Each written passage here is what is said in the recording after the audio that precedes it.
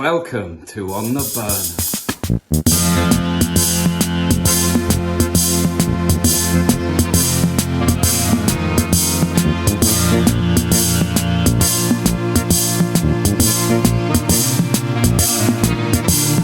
Triple tight suits coming off the streets.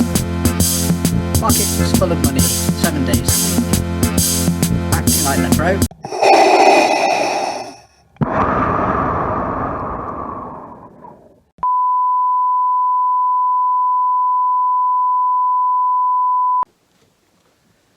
You listen here, Sonny Jim. I heard this Mark you've been talking. And I ain't sitting down late, hey, you sausage. I'm coming for you. Challenge accepted. In the summer of 2015, a wide-eyed young music enthusiast named Marc Riley stepped off a one-way British Airways flight to Belize, ready to begin life anew, away from the prying eyes and serrated claws of the UK media. However, it was not always so clear that life would turn out this way. Marc Riley was born in a travelling circus and learned to DJ quite accidentally. Playing his records as he usually did, a young trapeze artist slipped while stretching, causing two records to play simultaneously. The tempo of each song happened to align, and Riley simply faded one into another, a technique now known as the crossfade. Several years later, Riley was the toast of the BBC, with notable friends showering him with praise and gifts. Madonna, Mohammed Al-Fayed and Idi Amin were among some of his closest acquaintances.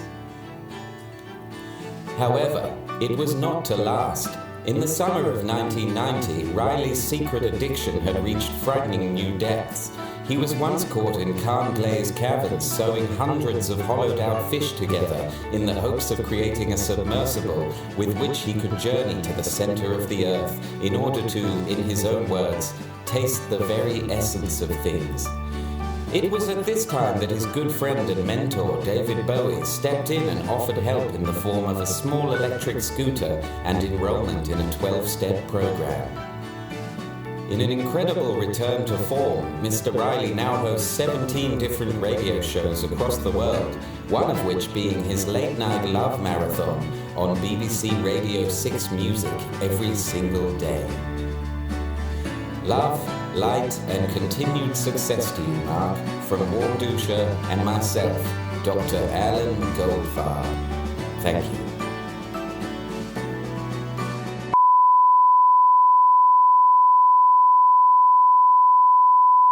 Well, curl out a big one right on my chest. It's me, the venerable Dr. Alan Goldfarb. I'm joined today by BBC Radio 6 music DJ and vest enthusiast, my very, very good friend, Mr. Marc fucking Riley. Marc, how the fuck are you today? I'm very, very well, thank you, Al. You look like a young Helen Mirren. Have you noticed who is behind me? Oh, that's a young-looking Johnny Depp, I would say. Probably. I believe it is. I believe that's a young Marc Riley. Out on the prowl, ready to be arrested again. What are you drinking there? This is a pint of vodka. Nice. Yes, as always. There were a couple of drops of psilocybin in there. You have been called the Ike Turner of radio DJs. One interviewer even went as far as to call you a winged beast, the devil incarnate. Are you proud of this accolade, or are you aware of it even at all? Yeah, I am aware of it. Yeah, and I am quite proud of it. I did have a T-shirt maybe that written on it. Or perhaps a T-shirt that just says, Tina Turner stole my T-shirt. As I awoke yesterday morning, a pungent stench filled my nostrils. My hound, Mr. Vesuvius, had done it again. What is the most powerful word in the English language? Pungent's up there, wouldn't you say? Mine would have to be yes. I've never slept so soundly as on a sea of yes. Yes. Now, where are we? Sorry, I just got sidetracked. I was reading about Eileen Warnos. Now, what is the sweetest taboo? Sherbet dabs. Yes. Yeah. I mean, you've had sherbet dabs, haven't you? Oh, I've had many kinds of dabs, I can tell you. Yeah. So, have you ever, as a doctor, ever had to treat anybody after a sherbet dab, or... I've had to remove the lollipop, if you will. But it wasn't from the packet.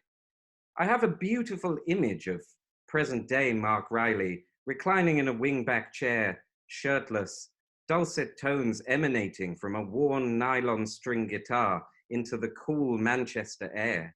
So tell me, do you still create music? No, I gave up due to public demand. Yeah, mate, there you go. I actually dabble myself, you know. I call this piece Caucasian Excursion in D minor. There you are. That, for example, is an ode to the time it takes me to get dressed in the morning. What is the most frightening pleasure a human being can experience? Being a Man City supporter. Indeed. I think mine would perhaps be getting a phone call from an ex during a DMT session. Oh, man. No, I've been there. Don't want to go back. Confounded by an ancient mathematical equation, I once fell into a sewer while walking through Paris and was carried on a swell of subterranean fecal matter for several miles. What are some of the most poignant lessons you learned as a member of the Fall? You weren't allowed to hit Mark back if he hit you first. You weren't allowed a beard. The Capistrano swallows return to North America from Argentina every year, thus heralding the commencement of spring and the resumption of sexual misadventure amongst birds and humans alike. Have you ever lied for your own personal gain? No. I lied to join the British Army when I was in fact 16 and was soon stationed in North Africa with the desert rats. Right. Yes, it was there I met Mustafa, an old flame. I'll never forget those nights eating dates off of each other. Some say the human anus holds secrets long forgotten, the knowledge of which would advance human technology 10,000 years into the future in a matter of what we call minutes. What are your thoughts on an Oasis reunion? Yeah, I think that would be a good thing, but obviously it would only be right if Tony McCarroll was involved. I'm actually rather good friends with Noel Gallagher. He's an avid reader. He loves D.H. Lawrence. Does he really? Yes, he still has my copy of Lady Chatterley's Lover, come to think of it. Yeah, is it signed? Not by Noel, but by D.H. Lawrence? I believe it is, yes, in blood. Well, I actually received word that my hound mauled a police officer this morning and was last seen bounding across the fields with a calf muscle hanging lazily from his jaws. In the sacrificial robes of Xanadu, I achieved sainthood while riding dazzling plumes of crack smoke into the agape mouths of those sleeping around me. What would you choose as your final meal before execution? 400 boxes of Jacob's crackers. I've got to hit the bathroom, cover myself in butter, and writhe around in an empty bathtub, as I usually do at this time of day. Yeah, me too, mate. Adios, Senor Riley. Adios, amigo.